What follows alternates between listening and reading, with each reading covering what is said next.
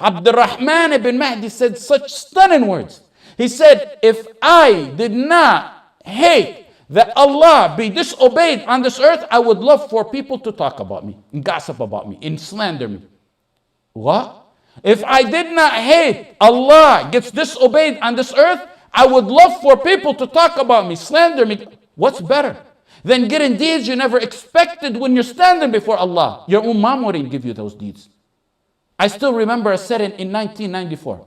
I won't forget it. When I read it for the first time in Fayd al-Qadir lil-Mannawi, in the 3rd volume. I still remember the year and the setting because it brings happiness to your heart. Al-Hasan al-Basri heard someone talking about him.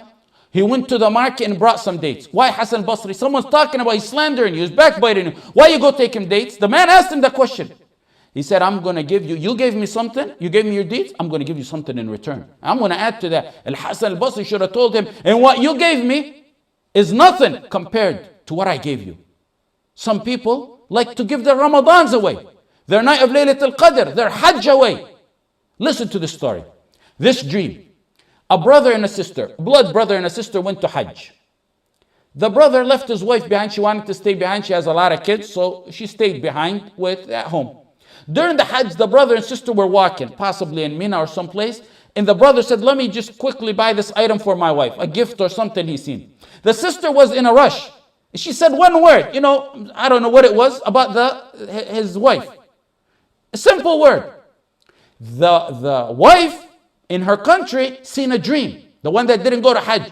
She seen a dream that her sister-in-law gave her Hajj as a present. She called the Shaykh up. Shaykh, I had this very weird dream. My sister-in-law, they weren't even on bad terms. They were on good terms. It's just the word she let out. I seen that my sister-in-law gave me her Hajj as a dream. He said, she must have said something back or gossip about you. And her Hajj is a reward for you. That's what you're going to end up getting. When her sister-in-law returned, she told her the dream. They were very good terms. And the sister-in-law admitted it and apologized and asked her for forgiveness. One word. She was going to, and they were on good terms. She was going to give the entire Hajj to her for that. Imagine sentences and articles and constant harassments and years of feuding. Imagine that, how much reward they're going to lose. Speaking about Muslims in a bad way is not an easy game, wallahi. I'm going to tell you maybe decades worth of deeds to compensate for a few words you said about a Muslim. A few words, a few verbal words. It may take a lifetime worth of deeds to compensate for them. You say, come on now, Ahmad, you're exaggerating. Come on, what's this? You're basing this on dreams? I say, I don't base it on dreams, but take it from the perspective of the harm you inflict on Muslims. Aisha, and take it more so from this hadith. Aisha one time said about Safiya, radiyallahu anha wa an Aisha wa an ummahat al-mu'mineen. She said, when the Prophet was about to marry, she said, she's short. In another narration, she didn't say she's short. She just gestured she's short. Simple hand movement, one word, short. That's all it was, one word. What did the Prophet tell her? The Prophet told her if you were to put that in an ocean, it would change the ocean. Do you ever reflect on these hadith when you read them? In Sunan Abi Dawood, لَقَدْ قُلْتِ كَلِمَةً لَوْ مُزِجَتْ بِمَاءِ الْبَحْرِ لَمَزَجَتْ. Put that gesture you did, Aisha radiallahu anha, of short, or your hand gesture, or the word, in the Pacific Ocean, it will change the color of the Pacific Ocean. What it means, it may cost you the Pacific Ocean worth of deeds to compensate for that one word. After hearing this, won't you reconsider everything you talk? Contemplate it and think about it before you say it. And you on the receiving end, my brother, my sister, rejoice to the mountains and oceans of deeds that you're going to get that your mom and your dad and your child wouldn't even give you. You get it from the person who gossiped about you and backbit you. You see those after Taraweeh, they get together and they bring one Muslim after another, slandering and backbiting. They start with the Imam and the guy to their right and the guy to their left, and they sit and laugh, and then they get into politics and slander. They slander men whose souls are possibly now in green birds or on their way to becoming in green birds. And then what happens to all their deeds? At that Taraweeh, that Qiyam, they gave it a gift to people. Not that one night only, but possibly for years, they're going to give it as a gift to someone. When they told Aisha, there's people who speak ill about Abu Bakr and Umar after their death, she said, Allah subhanahu wa ta'ala cut their deeds stopped. When you die, your deeds stopped. This is one of the means that Allah wanted to extend more deeds to them. Abdullah ibn al-Mubarak said, if I were to speak about someone, slander or backbite someone, it would be no other than my mother and my father. Because I don't know anyone more worthy of reward than my mother and father.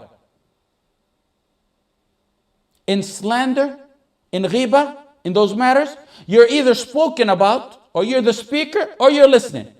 If you're spoken about, we said, enjoy the reward. Don't be sad no more. From now on, from today, when someone speaks about you, don't feel sad. Remember the free Hajj you're getting. Remember the free Ramadan you're getting. Remember the oceans and mountains of deeds that are going to come at you. Remember those deeds that are going to swipe you off your feet to Firdaus. You didn't even have to work for them.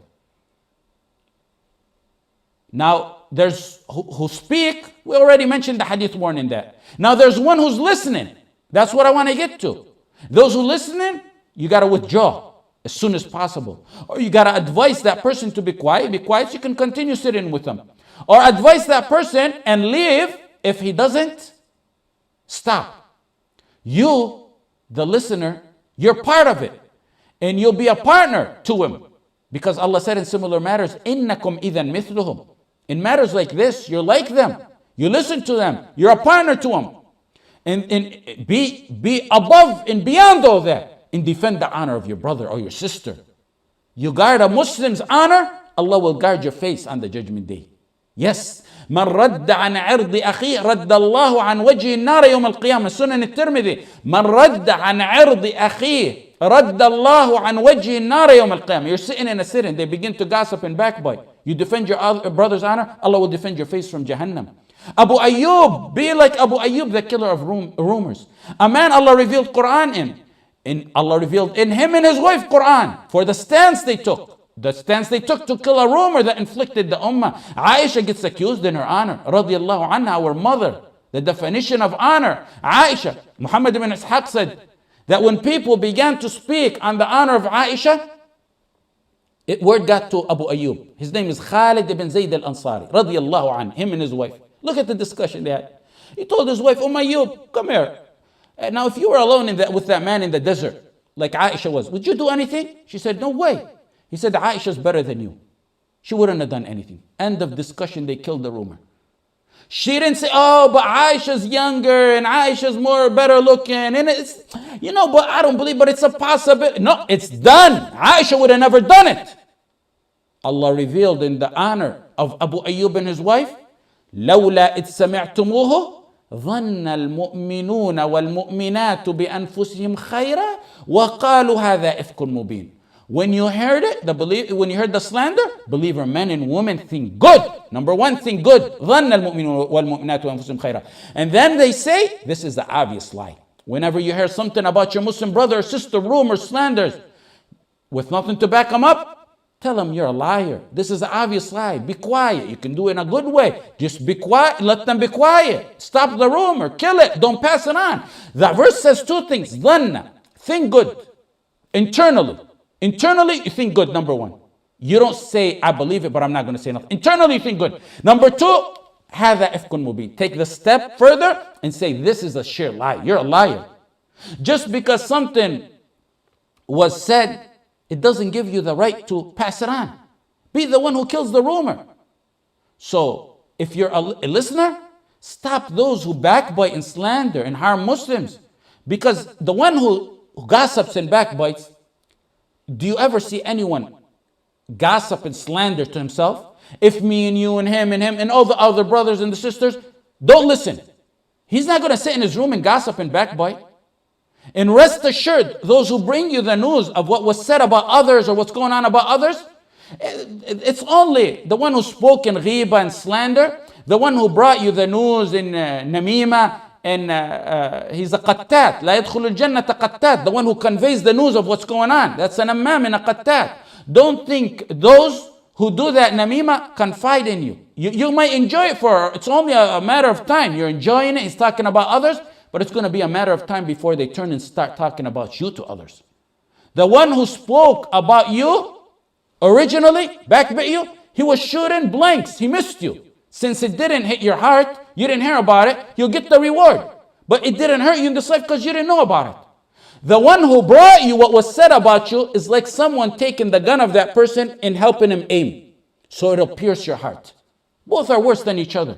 Yahya ibn Kathir said, those who spread the rumors and the words of others and gossip and slander, in moments what they do, they're more evil than what black magicians do in years. Imam Ahmad went to visit a man who was sick. He asked the man who was sick, did the doctor come check up on you? The man said, yes. He's been sick for a while. So Imam Ahmad said, well, who checked up on you? He named the doctor. The ill person named the doctor. Imam Ahmad said, try this other doctor. On the spot, Imam Ahmad said, Astaghfirullah al-Azim. I just did ghiba. Just because he preferred a doctor over another, it was in a way, he deemed it, because of the high standards he holds his tongue accountable to, he deemed it that he was talking about the other doctor.